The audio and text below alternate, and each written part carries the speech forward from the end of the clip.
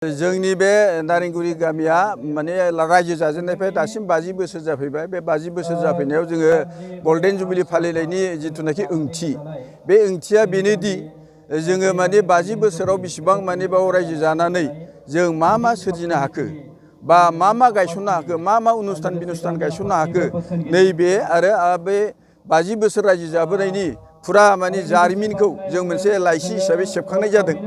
बे लाइसि हिसाबै सेबखांनायाव जों बे गामिखौ गायसनजेननायाव सोर गावबुरा सेक्रेटारि जादोंमोन, बा बिसोरो बे गामियाव मा फसंथानफोर गायसनदोंमोन, जेरै बिदिनो रायजो जाफैनानै माने महिला आफाद गायसनदोंमोन बिथां मेलेमजिबि मोना सानखां हखां, आरो बेबादिनो गंसे नैबे भेन्सार स्कुल जोङो खुलिनानै लादों, आरो बिनि उनाव निजिरा क्लाब होननाय मोनसे जोंहा क्लाब फसंना लादों। आरो बेबादिनो जोङो माखासे माने रायजोआव हा गैयै हिसाबै जोङो नारेंगुरी रायजो आफादा साननाय हनाय माने सावरायलायनायनि गेजेरजों माने थाखा फैसा एसे खस्थ' खालामनानै नैबे दा जिथुनाखि मेल जाबाय थानाय हा, बेखौ माने सोरजिनानै लानाय जादों आरोखि।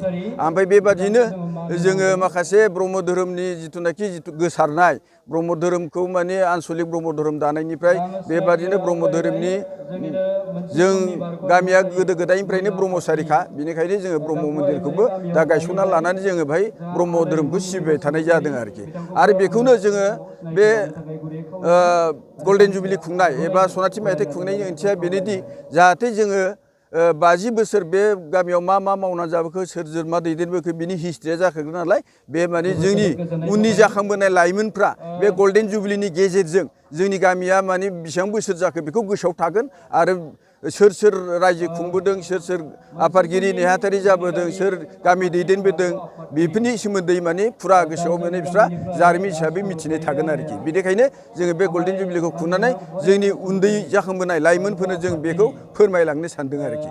दा गोबां खोथा बुंलिया, आं बेखिनिखौ बुंनानै फोजोबनाय जाबाय। नारेंगुरी गामि आफाद, नारेंगुरी निजिरा क्लाब आरो नारेंगुरी आइजो आफाद ज' जानानै दिनै जों 50 गल्डेन जुबिली हिसाबै दिनै जों साननैनि हाबाफारि लानानै खुंनाय जादों।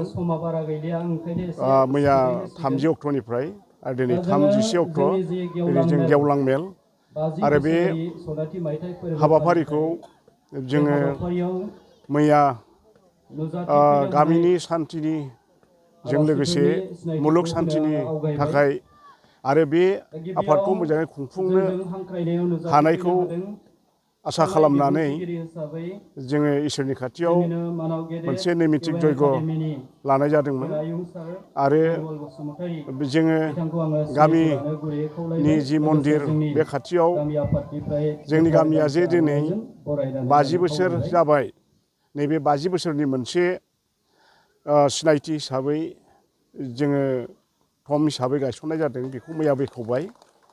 आरो मैयानि समावनो जोङो बे नारेंगुरी आफादजों लोगोसे दालाइ आफाद, निजिरा क्लाब आरो आइजो आफाद, बे आफादफोरखौ लानानै जोङो गोबां थांखि बिथांखि जों सेमिनारनि गेजेरजों लानाय जादों।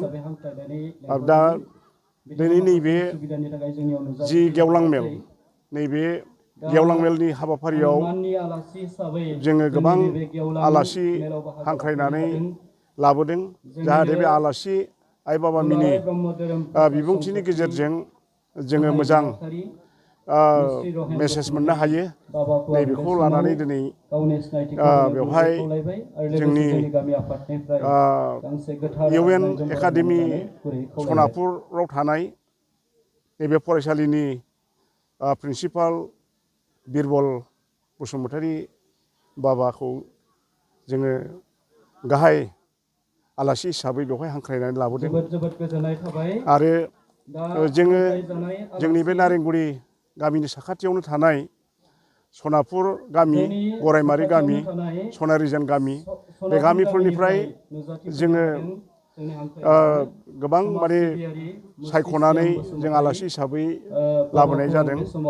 दा बाबामोनहा सफैनो हादों, आरो सफैनो हानानै दिनै बाबामोनहा जोंनि गेजेराव खोब मोजां बोसोन एबा बिबुंथि लाखिदों बाबामोननिसिम जों साबायखर बावदों। दा जाहाथे जोङो दिनै नैबे 50 बोसोरनि गेजेराव जों गामिया मा मावनो हाखो मा मावनो हायाखै नैबेनि मोनसे पर्याल'सना खालामनाय जादों। दा जोङो समाव जाहाथे बिनिख्रुइ साबसिन जोङो गामिनि दैदेनगिरि बिबानगिरि बिथांमोना मावनायनि गेजेरजों जाहाथे जों गामिखौ मोजाङै सामलायलांनो हायो नैबेखौ जोङो सिन्था धारना खालामदों। आरो दिनै जों बे सनाथि मायथाइखौ खुंफुंनो हादों रायजो राजानि मददजों। आरो फिन जों जाहाथे नैबे 60 बोसोर जेब्ला जागोन अब्ला जों डायमन्ड जुबुलिखौबो जोङो खुंनो लागोन। आरो बे डायमन्ड जुबुलि नि उनाव आरोबाव 100 बोसोरनि जि सेन्सुरि नैबेखौबो जोङो खुंलांनो माने सेस्था खालामदों। दा आङो बेखिनिखौनो बुंबाय।